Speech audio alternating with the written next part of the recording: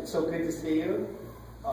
So many of us I remember 40 years ago, and we haven't seen each other since. So what a bittersweet day to be able to collect again on something like this. So again, thank you so much for coming. Sandy wanted me to thank everybody again for being here. It's so important for the family to know Dad was loved. We've had a lot of fun. My sister, my brother, and talking about in the last week all the stories that Dad served up, and there were many. And we had to go through a whole bunch of vetting to figure out what exactly was I going to actually talk about. And so I think I have a couple of good ones that really will, I think, describe who my dad was, what he meant to me, to our family. The first one, I'm going to go back to 1965. Actually, I'll tell you this. The last conversation I had with my dad was, the first thing he told me was, Jeff, we've grown up together. And I didn't really pay much attention to that. What does that mean? It wasn't until he passed away that I began to think about it. It's more than 52 years. He's 74. He was only 21 when I was born. Very young man. And it was a few years later, he had my sister Terry, and in 1965, we had quite a health issue in the house. I was diagnosed with leukemia.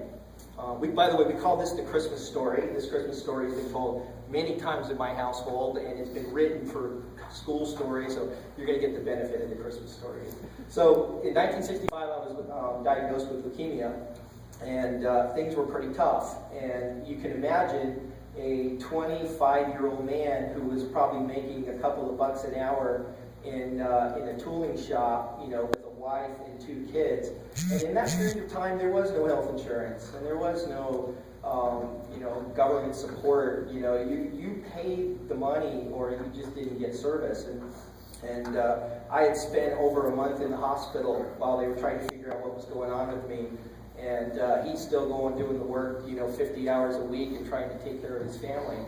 And I'm going to give you the short version of this, but it was a very long year, to find out that, my circumstances were, in fact, correctable. Obviously, I'm still here.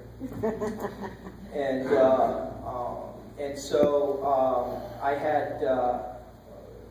we had a doctor that was in Hollywood, California, that after they were trying to take my spleen from me, again, I'm age 5, that had recommended that I get transferred to Children's Hospital, Hollywood, California.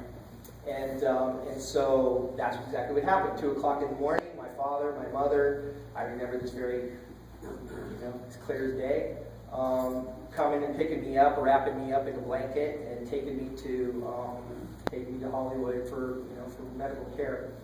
It was there in a very short period of time that they had figured out that I was not leukemic, that there was something else going on, and that they were able to correct that. It was roughly about Christmas time when all this happened. Now, we go back, I think we were living in Riverside, Charlene, at that point, if you remember that.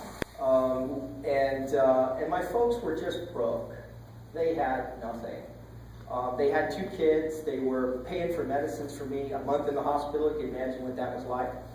And it was Christmas time, and my mother had spent the entire day at a Green Stamp Redemption Center.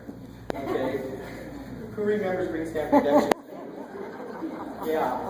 God bless her. She spent 8 hours in a Green Stamp Redemption Center so that there would be one Christmas present underneath the tree that year. And so came a knock on the door, and it was the landlord of the place they were renting. And my mom just could not deal with what this message was, because they hadn't had the money to pay the rent.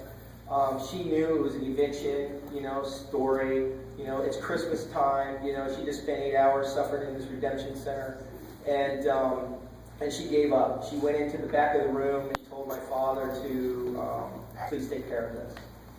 So a few minutes later, my dad goes to my asked my mother to come back out, and she wouldn't come. She was just completely done. But he persuaded her to come out. And here was a man standing there with a bouquet of flowers, and he says, look, I know about your boy. He says, there is no rent here. He says, you guys stay as long as you need to. About that time, Dave drove up with a car full of gifts and a Christmas tree, and it was a very